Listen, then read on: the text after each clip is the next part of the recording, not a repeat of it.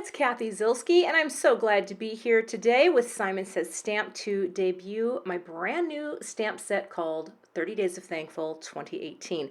This is a huge stamp set, 6x8 size, with all kinds of sentiments and quotes and images to color. And I designed this set primarily thinking about a project that I do every November, a little scrapbook called 30 Days of Thankful.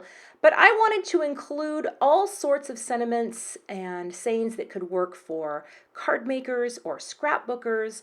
Lots of cute images to color. I've got a little bar there that you can stamp and hang little images off. There's so much you can do with this set. Plus, comes with, well, you can purchase a coordinating die set. So if you like to cut out images, you can also purchase that. But I am only going to be using really 2 stamps, or actually 3 stamps here. I'm going to use 2 different sizes of leaf. I think that's a maple leaf, well, something like that. I think it's a maple leaf, and then 1 sentiment. All right, but I'm also using one of my new dies, and I've got a handful of new word and shadow dies out today as well. And this is the simple one that just says thankful, comes with the shadow, and that can just be used as a standalone with the word and the shadow die. So if you just are into that sort of thing, you would not need stamps. I'll be using Versamark ink and some Brutus Monroe Alabaster white powder.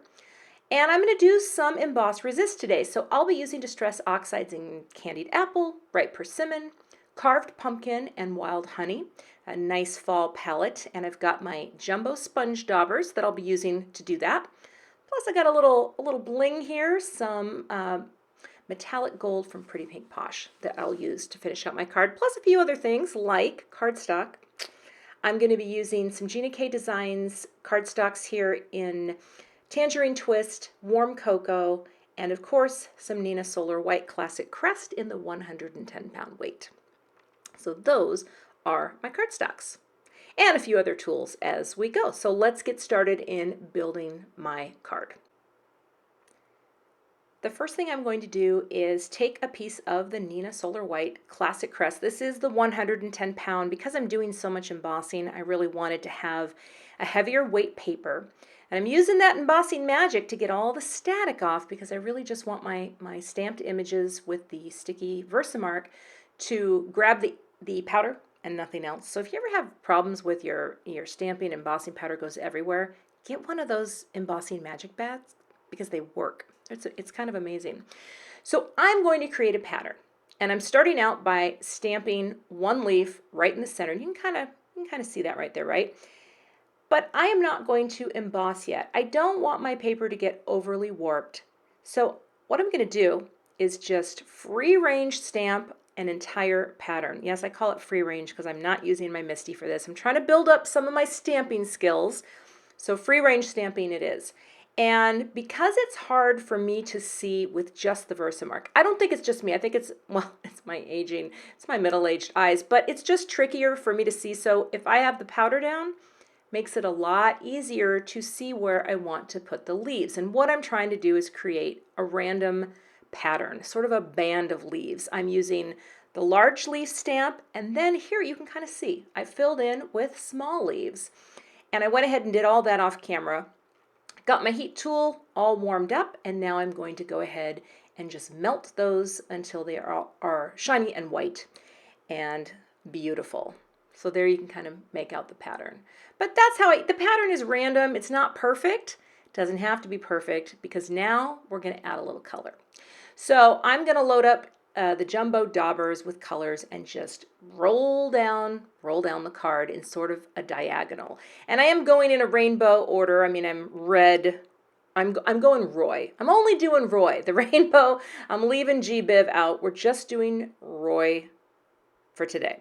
And I like this. Now, here's the thing. I am not a master ink blender, but what's cool is Distress Oxides help you to look better than you might actually be. Now, this, of course, is the Emboss Resist technique, and that white embossing powder is shiny and smooth, and so what does it do? It repels the ink, and that is why it lets this lovely pattern come through. So I'm just laying down the ink and blending it to the best of my ability. The one thing that I do like about distress oxides is, number one, they're very forgiving. Okay, they make it a little bit easier because they're creamier somehow. They have a pigment property to them that just makes them a little more blendy.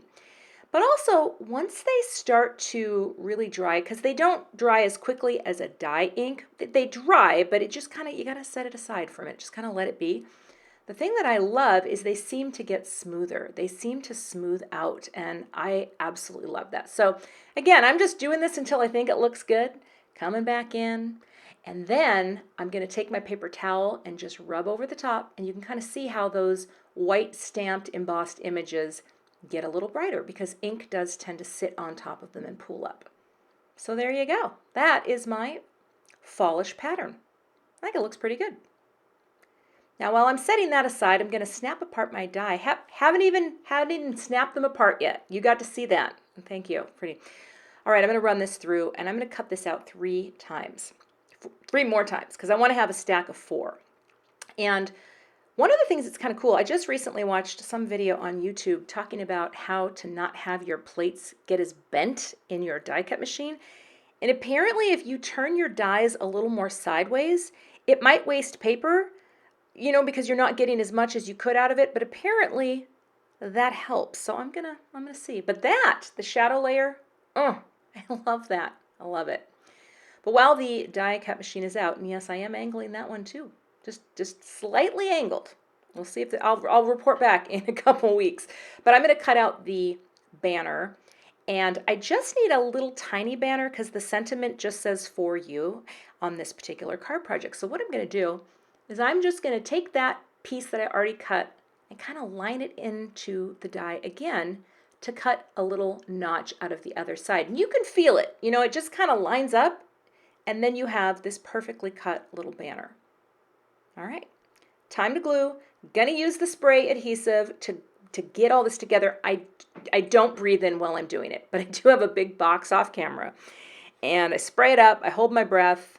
I'm getting better at this. This used to take me forever to just like hold it and get it down. But here, I've got 4 white thankfuls stacked and glued on top of that shadow background. And look at that dimension. I love that. I love that. Coolest thing I never knew about card making is the whole stacking of die cuts. Been doing it now for 1.5 years, and every time I'm like, how did I not know about this?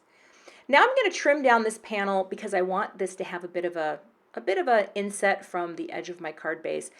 And I think I trimmed it to 5 1/8 by 3 7/8, but something was off and I knew it. Like it looked like I had cut it crooked, and you're going to find out that I actually did. So I decided I'm just going to do the card base, fold that down, and now bring this panel in and look. And you could kind of see at the bottom, it's crooked. I don't know how that I managed to cut it crooked, but you know what? You just keep trimming until you get it right. And that, friends, now look better. So I'm going to add a little dimension to this panel. And I use fun foam a lot. It's nice, it's even. And I like to put the fun foam down using scrapbook adhesives, this tape runner, because it's really sticky and quick. Get that on. But then I like to add that panel using a liquid adhesive like the Gina K Connect glue. The thing that's nice about this, it gives you a little more play to get it right where you want it as you're putting it down. And there you go. Gonna set that aside. And now I'm also going to use the Gina K Connect glue to add little dots there. And my T-square to adhere my thankful sentiment. And also off camera, I went ahead and did the "for you." I figure you know how I did that. I stamped it and I embossed it and put a little bit of dimensional adhesive, just some thin foam squares, and then pop that down. And to finish off the card, I just added some of these pretty pink Posh gold jewels, these metallic jewels, and that completes my card project. Thanks so much for watching today. Please subscribe to the Simon Says Stamp YouTube channel, and I'll see you back here again soon.